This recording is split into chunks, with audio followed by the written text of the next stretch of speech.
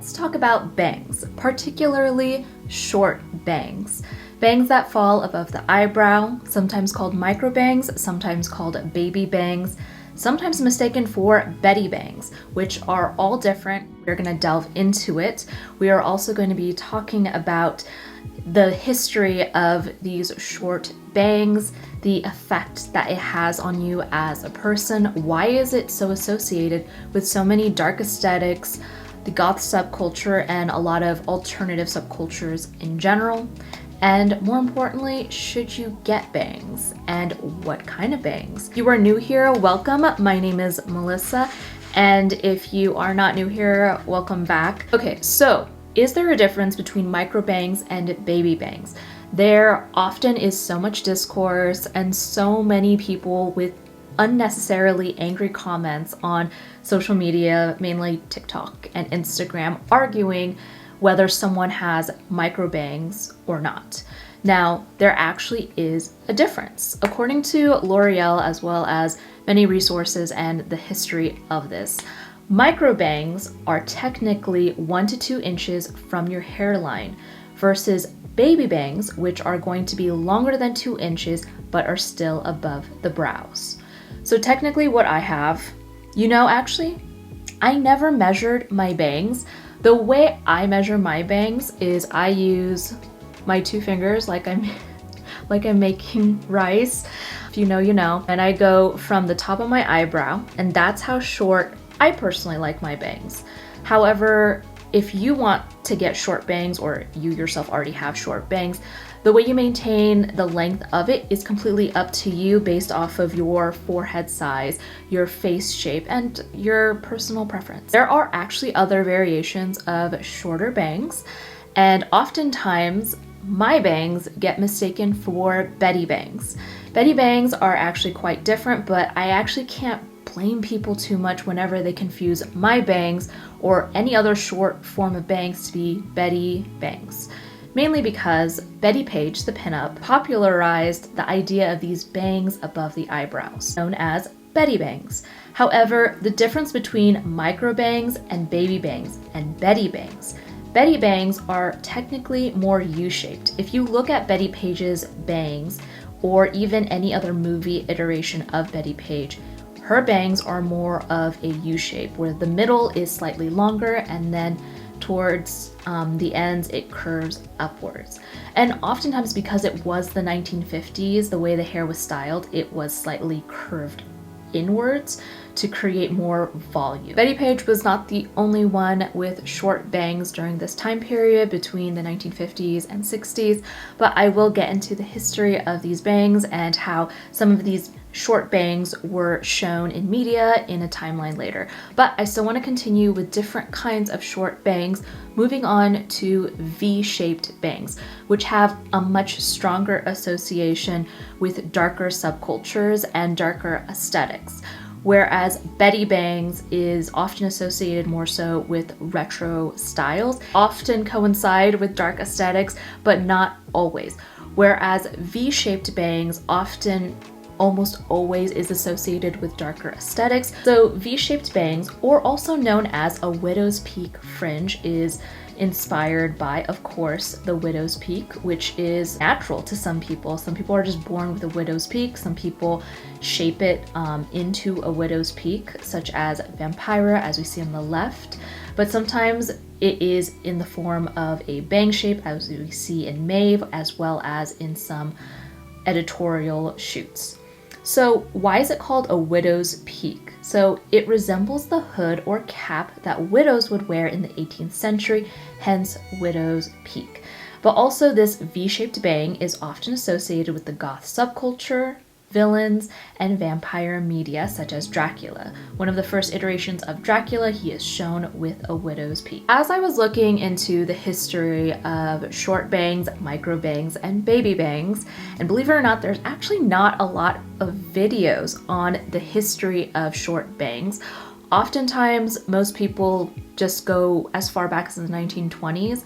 However, I don't buy that. I think we should all know that these kinds of bangs have been around for centuries. You can see it during the Egyptian times, we see it in painting iterations of Joan of Arc, and we also see it in ancient forms of dolls and memorabilia that are whispers of the past. Okay, so let's talk about some muses throughout the ages when it comes to a shorter iteration of bangs. So every article I read in terms of when I was looking at the history of short bangs, the 1920s was often associated with the time period that it was considered to be very popular. Even though short bangs was shown in iterations centuries before, 1920s was kind of like when it was deemed popular. And Louise Brooks, who was a silent film actress, was kind of like the face of these bangs.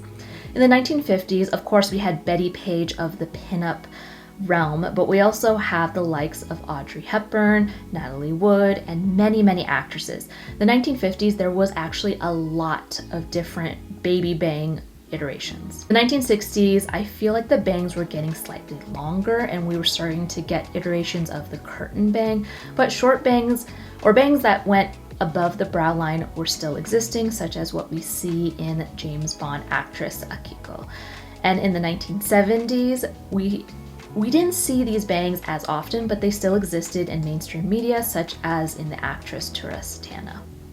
I feel like as we get into the 1980s, 90s, and until now, we start seeing different iterations of these short bangs getting a bit, I hate using this word, but I don't know what else to put it, but a little edgier. Like they have a bit more oomph to it and there's a bit more play, and you'll see. So in the 1980s, the birth of the goth subculture, and we have the queen of goth, Susie Sue of Susie and the Banshees. She has bangs. She has had iterations of bangs. We know her PC bangs in most of her looks, but in her music video Peekaboo, we see that iteration of a short bang. We also have Lydia Dietz towards the end of the 1980s when Beetlejuice came out. So she does have this short bangs, but it's in a different iteration that we haven't seen before. It's PC. It almost has that inspiration of the Widow's Peak. It's very vampiric in its own way. And then in the 1990s, we have this huge resurgence of a lot of retro-inspired looks, such as the movie Cry Baby, the one with Johnny Depp, but the actress Tracy Lords in Cry Baby. This movie took place in the 1950s, but Tracy Lords' bangs were super iconic. And even if you've never seen this movie, this image of her, or like this blonde, beautiful blonde girl with bangs, was super iconic. And of course, we have Uma Thurman of Pulp Fiction. Almost everyone knows this image of her and these bangs. These are definitely an iteration of baby bangs. As you can see, they go above the brow. So like I mentioned, the 90s there was like a huge resurgence of a lot of media that was taking place or was inspired by rockabilly culture or iterations or versions of the 1950s. So the bangs, even though there were short bangs present and even popular in the 90s, we even see it in music videos, such as in the music video for Linger by the Cranberries. You see these bangs, but it's done in a very retro way, and it's this nod to the 1950s. So even though these short bangs were present in the 90s, I wouldn't say they're unique to the 90s. They're like the 90s version of the 50s, which I still think it's cool. I love it when different time periods have their own version of the past, because then it creates its own thing. Kind of like there's that argument that rockabilly is not accurate to the 1950s.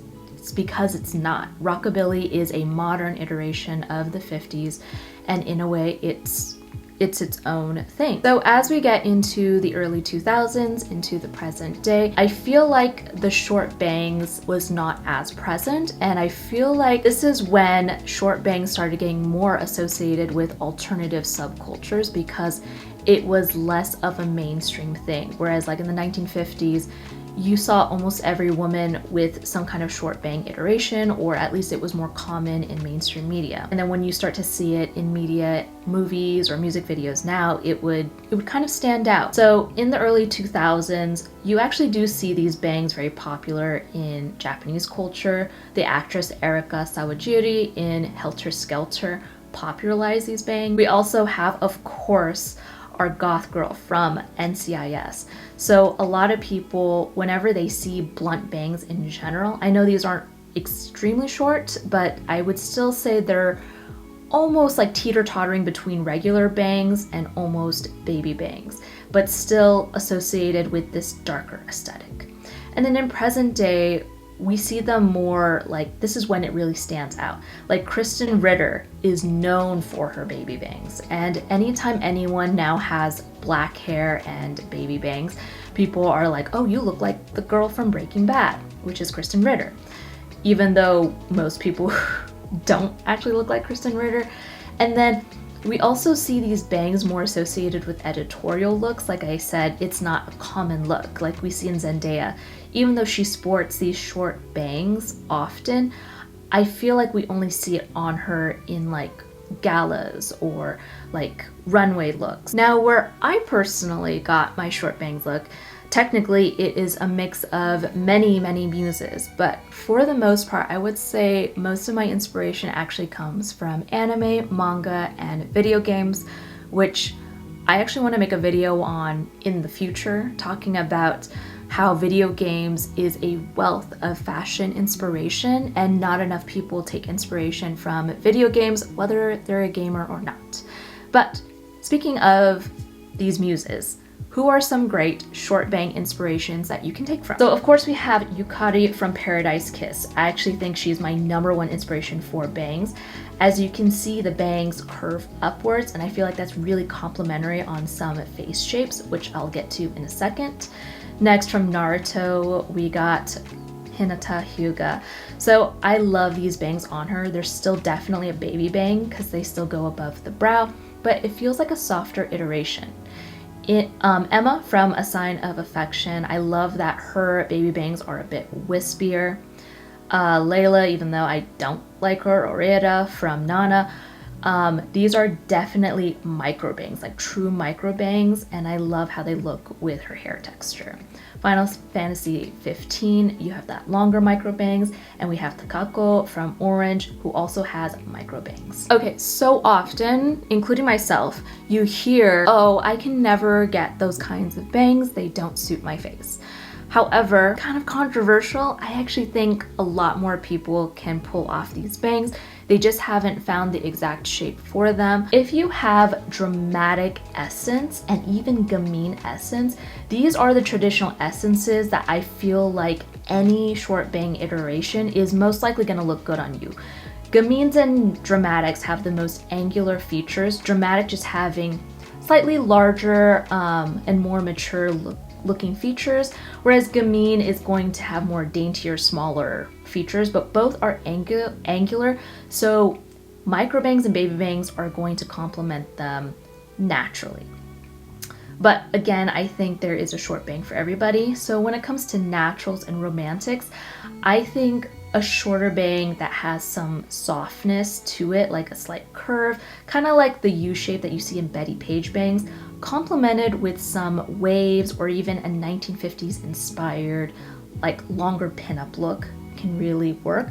Because when it comes to naturals and romantics, there is that softness to them. Naturals are going to have a bit of more angularity than a romantic, but they both have that softness in common. So I think a softer and even less perfect bang can work. When it comes to classics and ingenues, I feel like a more doll-like, Audrey Hepburn-esque bang works on them. Again, classic, obviously Audrey Hepburn is the face of classics, and it's when it comes to a doll-like bang, you don't want it to be too angular, too this or that. And I think ingenue and classics can pull off a similar bang like you see on Taylor Russell.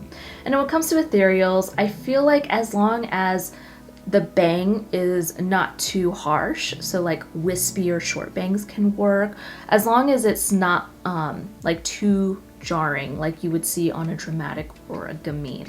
Kind of play around with it. I feel like ethereals, since they already have that like wispy look to them, you don't want anything that feels too heavy. It is 3 in the morning. I think I need to end this video soon before I stop making sense.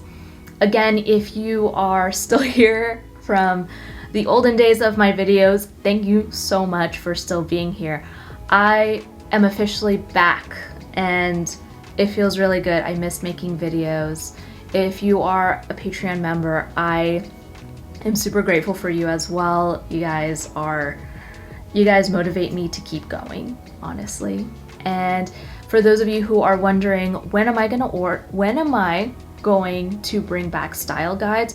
So as of right now, my work schedule just makes it so hard to complete those style guides. Those style guides require a lot of like mental concentration, a lot of research, and I've just come to the conclusion as of right now with the work schedule that I have. For those of you who don't know, I work as a full-time graphic designer aside from YouTube videos. So doing my style guides and style consultations and astrology readings was hard to balance with my full-time job, especially since my full-time job's schedule keeps changing. Some days I work a day shift, some days I work a night shift, making it hard to create time for anything else. So I have no idea when I'll be bringing back style guides.